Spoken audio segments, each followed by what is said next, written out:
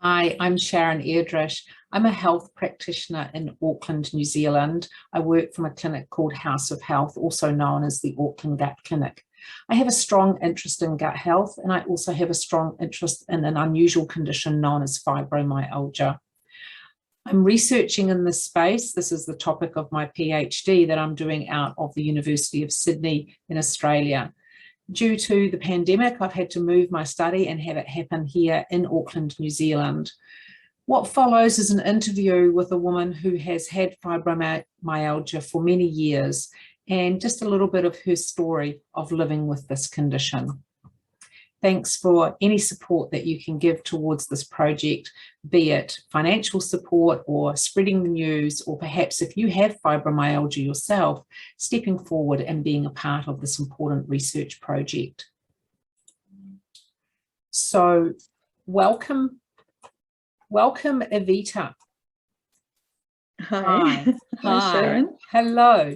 Thank you so much, Evita, for being willing to come on to this video recording so that you can share a little bit of your story of what it's been like on your journey with fibromyalgia. For me, this is really important to help raise awareness of the condition, not just for my research, but because I think it's a condition that very few people really understand. I've certainly found that when I'm talking to people about my research and I say, I'm researching fibromyalgia, and they say, what is that? So you have fibromyalgia. Yes, I do. Yeah. And you were diagnosed with it probably only about 10 years ago. Is that right? Yes, that's right. Yeah. Vita, can you share that story about your journey to diagnosis? Just tell us what that was like and what sort of challenges you faced with actually getting a diagnosis. I had around 2010 started with menopause, and I didn't feel a lot of things started happening, and certainly I wouldn't have thought of fibromyalgia at the time. I just had a lot of pains in my legs when I walked or hiked or even at night, and no one really knew what that was about. And then I got some diagnoses around my thyroid and other things, but still nothing else. And then eventually the pains got worse, and I remember I was doing some work training people, and I started having to take days off, and I was in just so much pain and still no answers from the doctors. And eventually I went to several doctors, and finally one doctor did that test of checking the trigger points. When I told him that I had pain in so many different parts of my body, and he asked me some other questions as well around brain fog and digestive issues and various things like that. And that's how he got an inkling that might be fibromyalgia and diagnosed it.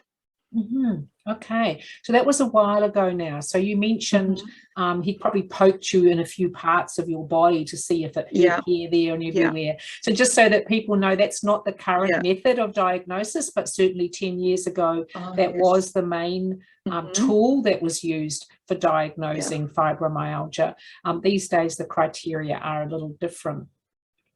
So what was the good thing about being diagnosed?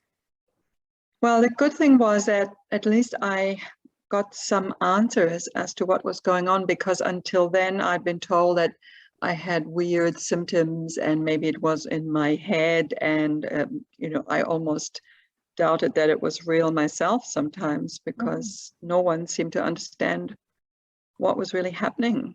Plus I knew, approximately what it was, and I knew it wasn't something really much worse. Even though I didn't know what fibromyalgia was, I knew it wasn't something deadly, for example, Yeah.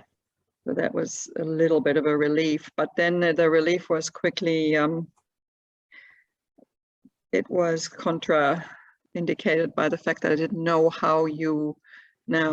what you're supposed to do about it, because no one really knew much about how to make it better. Okay, so there's actually quite a few things there in what you've just shared. So one was this not being believed, being told it was all in your head, that perhaps you were making up, to a point where you started to doubt yourself about that. And I Yeah. think that is that does people a real disservice, and that really speaks to my heart when it comes to healthcare, of people having real and genuine problems with their health, and the people that are supposed to be those that we put our trust in and put ourselves in their hand to say, hey, help me, and they really do you a disservice by really questioning your mental stability around it. That's Yes, what I kind of got, right? Yes, that's what it was. Yes. Yeah, Yeah. exactly. So by the time you got the diagnosis, there was kind of a relief as, oh, thank goodness. It's actually validated. It's not all in my head. And there's potentially, and there's an explanation, even if we don't really have an explanation for it, but at least we've got a label for it, right? But the not so great thing about being diagnosed was this realization. I think I heard you say that there was this realization that what can we do about it? Yeah, yeah.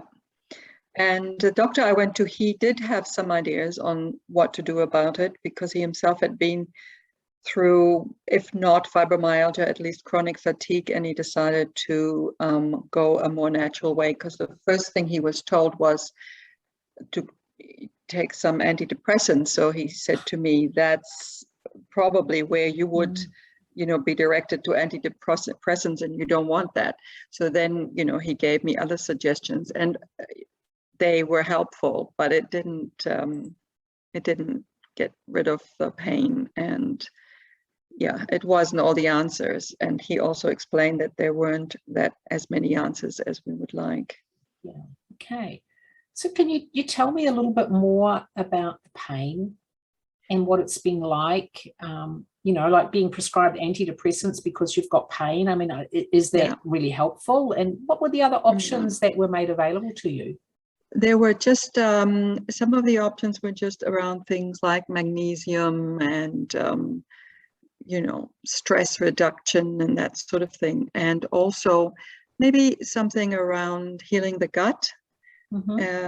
Those were options, but the pain got worse, and it got worse and worse. And then I was also going through a stressful period, and due to that, the pain got much worse. And this also affected me, like I felt brain fog, and the stress was worsened by the fact that I couldn't do my job properly, because I was working in education, and I would be given a task to prepare something or to write a report, and I could sit there for 3 hours and look at it and couldn't figure it out what I was supposed to be doing. Or I'd have a blank while I was trying to teach something to students and just blanked. So that added to my stress, and then that made the pain worse. So there was clearly some correlation between more stress and pain, and not knowing how to make it better. So it's that uncertainty that you don't know how to get it better, and to find someone who understands it. Plus the people around you, like your family and friends, don't really understand it. So often they think you're exaggerating and making it up. So there is an emotional, psychological aspect to it, but treating it with antidepressants doesn't solve the problem. Yeah, I actually think that most people who have to live with chronic pain are going to have some degree of depression around that, especially when it's a diagnosis for which there is no underlying cause and no really effective treatment options. I think that's you probably would be an abnormal person if that didn't upset you or depress you somewhat, right? Yeah. What about regular pain medication? Did that work? Well, did it help? It doesn't work that well. So even today, I may sometimes take something like Panadol and an anti-inflammatory, but sometimes it helps a little bit, and other days it doesn't help at all. And it's a little bit unpredictable.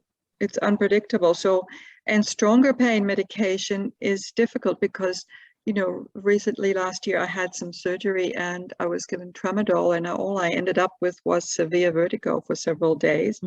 And I can't take it. So most of the stronger pain medication is not a solution, because you can't take it for long periods of time for various reasons. And so you don't really get really good pain relief. Okay. There's just really not anything. And Panadol really doesn't work very well, you know. Yes, there's something quite kind of special, even though that's not a great word for it. There's something a bit special about fibro pain. This is very clear in the research that I've looked at. So Evita, you spoke about stress and you spoke about brain fog, but you also mentioned this about your family and friends. So it sounds like what's coming through there is that fibros had quite a big impact on your daily life and as well as on your relationships and your social life. Can you talk a little about that? Yes, my social life became, I used to have actually quite a good social life because I enjoyed going out and dancing and things like that. So, and you were a teacher, right? You're an educator, and I was so a teacher, you're interacting with people all the time. All the time, but then I started to feel like if I make a plan, or even if it's a bit like lockdown, you buy a ticket and then you can't go because on that day you may not be able to go because you just feel really terrible. So you either go with the pain or you don't go and you end up having to say no to people or canceling in the last minute. And this really impacts your social life, you know, anyone's social life. That's really I got a taste of that with our first booking to do this interview, right? Yeah, so we had a booking to do this a couple of weeks ago, and you were taken down by quite a severe headache that day and had to cancel. So that's, to me, just one of those little, because I mean, we could reschedule, that was not a problem, but sure, it wasn't a concert that you were planning to go to or a dinner or a friend's birthday celebration or something like that. So how have your friendships, or how have those people that are close to you, have they been able to kind of develop an awareness and an understanding of the condition, or is this a constant battle for you? They have now, but I think what has happened is that I've really severely reduced my friendships and only have friends that understand this really well. And I actually have quite a few friends who have chronic health problems themselves. And so we have an unspoken understanding. If one of us isn't feeling well, then we cancel. So those are the friends I have now, and other friends that really get it. And other than that, I can't have a large circle of friends because it's just too hard dealing with all those issues and having to don't want to feel guilty. So I'd rather just, you know, step back from a lot of things. But also my work, I've actually stopped working now because it just became too difficult to do the things. And one of the things about my work was I had to have different, quite unusual hours, get up sometimes at 5 a.m. to go to a place. I just couldn't do it because I couldn't sleep at night. And then I could get up early. And so that threw everything out of kilter. It's just.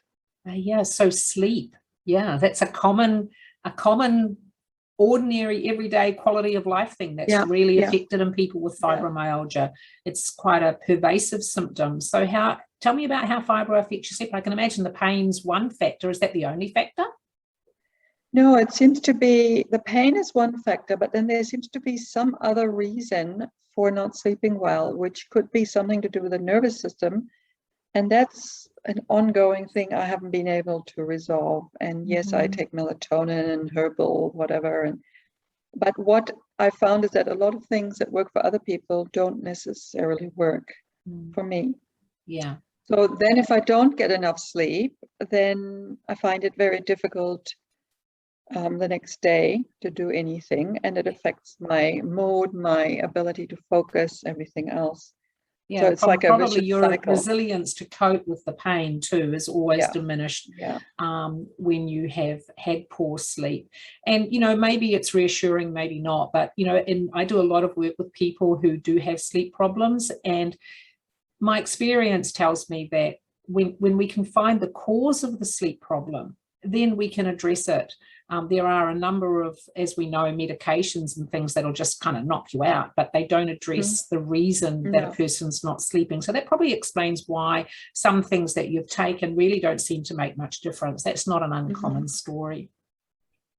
So you mentioned before that when you first got your diagnosis, the doctor asked you also about your digestive symptoms. So digestive disturbances are really common in people with fibromyalgia. In fact, one of the pieces of literature that I reviewed found that of 100 people with fibromyalgia, 98% of them, that's 98 out of 100, had at least one, what we call a functional digestive disturbance. And that can be anything from GERD, from reflux to irritable bowel, to constipation, to, all kinds of other pain syndromes in the abdomen, all kinds of things. Is this the case for you? Yes, definitely. And that's also why I came to see you a few years ago, because, then you diagnosed me with SIBO. And I've always had, even many years before that, digestive issues. And I recently remember when I lived in Pakistan for many years, I had some nasty salmonella, probably giardia, those kinds of things, who knows, because they weren't diagnosed. And then ongoing problems after that. And then, yes, the reflux issues, yeah. Okay. And just food sensitivities, ongoing. I mean, a lot of that is a lot better now, but it was at some point so bad that I couldn't eat anything at all. Almost everything was a problem. Yeah. So that doesn't surprise me, given, we know this really close connection between what's going on in the gut microbiome and how people respond to food, because you're not just feeding you, you're feeding those cohabitants that are in your intestines. And yes, when you've got a bacterial overgrowth, be it in the small intestine, or an overgrowth or an undergrowth of bacteria, or what we call a dysbiosis in the large intestine, then what you eat will turn into symptoms depending on what organisms are there to feed on it. So one of the things that I also found in the research that I've reviewed, and it's kind of what got me started on this whole journey with investigating fibromyalgia and the role of digestion, is the number of people who reported in the studies where they've asked the question that their fibromyalgia symptoms seem to track along with their digestive symptoms. They kind of knew that if they had a bad digestive going on, that they were in for a bad pain day, and vice versa. Is this something that you've found to be true as well? Yes, definitely. Yeah, definitely. Okay. So then kind of the work that we've done together in trying to restoring some more normal microbiome balance and more digestive function is something that's made a difference to your fibro symptoms. Yes, it has. Yeah. You can see that, how it's really connected. Yeah. That's great. The digestive and the stress, those are, I imagine, are much more significant than I would have realized in the, at the beginning of this. And obviously also, the stress affects the digestive and vice versa. Okay, I was just about to say, we've got this gut-brain connection, and these days we know it's not just a gut-brain connection, it's a gut microbiome, gut-brain microbiome, gut. It's going backwards and forwards all the time, such that the, there's a whole new realm of psychiatry or psychology attached to the gut microbiome and how it influences stress and how stress influences the microbiome. It's a really fascinating area of research, and the number of publications in this area is just exploding on a daily basis, which is really exciting to see that psychiatry is looking at the role of the digestive system. In the past, well, your gut and your brain, they're not really that connected, but now we know they're intricately connected. So that's really encouraging for me as a person researching in this space. I'm really hopeful that the in-depth look that we're taking at the digestive system, the microbiome, and how they interact with the symptoms that people experience with fibromyalgia, that we hopefully can tease out some things that really give some focused points for the next phase of research, of finding out what's going on and how can we make a difference. I guess that's the key, and why I'm in healthcare at the beginning, is I want to be able to make a difference to people like yourself. So thank you so much for sharing that, Evita. There are lots of people out there, most likely with fibromyalgia, who don't know what's wrong with them. And probably they, some people may suspect it, maybe some people who've listened to you talk go, oh, that makes sense for what's going on for me. But they haven't been diagnosed. So what advice would you give them? Yeah, that's a difficult question. I found out a lot of things about what was going on when I started actually looking at some Facebook groups and realizing that other people are having similar things. And, you know, that was one thing, although it doesn't give you any specific help, but it gives you some sort of idea that you can connect with other people and they might suggest where you can get help or a diagnosis. And then trying to educate yourself. So I suppose I had to do a lot of research on my own to just find out what's going on. Mm-hmm. But if you don't have a diagnosis, that's a really hard situation to try and find out what it is that's going on. You know, that's a difficult one too. So getting that diagnosis is really important. And also taking doctors and naturopaths with a grain of salt, because you might go somewhere and they might just say, oh, well, I'll just take a probiotic. But that may just be the wrong thing to do, which I discovered has often happened to me. So, you know, you're spending lots of money on a probiotic, but you may not need that probiotic, or it might just make it worse. It has to be individuated.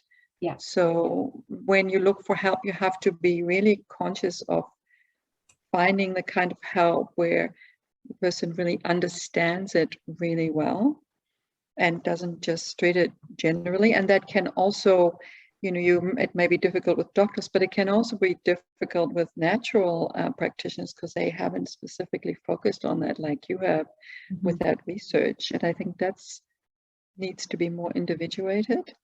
And also realizing that you're not crazy and not necessarily just taking the antidepressants, because in the end, if you do, you end up having to wean yourself off them. And that's really hard for some people. I mean, I didn't take any. I did for a very brief time take something very mild for about 3 or 4 weeks, and that was all. And I went back to the doctor and I said, no, this is not really my cup of tea. Yeah, great. So I think being independent, you have to be independent and think for yourself and get help that way. And try and talk to people who have the same thing. And never give up. Never give up. Yeah. But that's the hard part. Don't give up. Thank you so much, Avita, for being willing to share your story. As you may have guessed, fibromyalgia is a bit of a mysterious condition, and unpacking some of that mysteriousness is part of the motivation behind the FIDGIT study. We're investigating the relationships between fibromyalgia and the symptoms associated with it, and digestive dysfunction, as well as the gut microbiome. And there's a few other things that we're finding out or hope to find out along the way.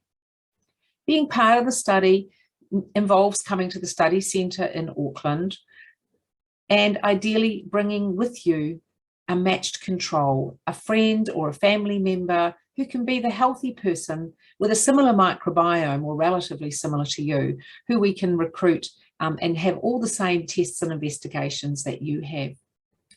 So how to get involved? To get involved with the FIDGIT study, or even just to find out more about it, please visit the study site called thefidgitstudy.com. There you can find out about the study team, my supervisors, and other people that are helping out. We've got our collaborators, research, backup, and some very exciting tests that we can offer on this study. On the FIDGIT study, there's also information about how to contribute financially. If you know somebody with fibromyalgia, contributing financially is going to help ensure that we get to do all the tests that we want to do. And so far, being a university research project, that's actually quite challenging. So thank you very much for taking the time to listen. Thank you for sharing this video as much as you can. And thank you for supporting people with fibromyalgia. Thank you and goodbye.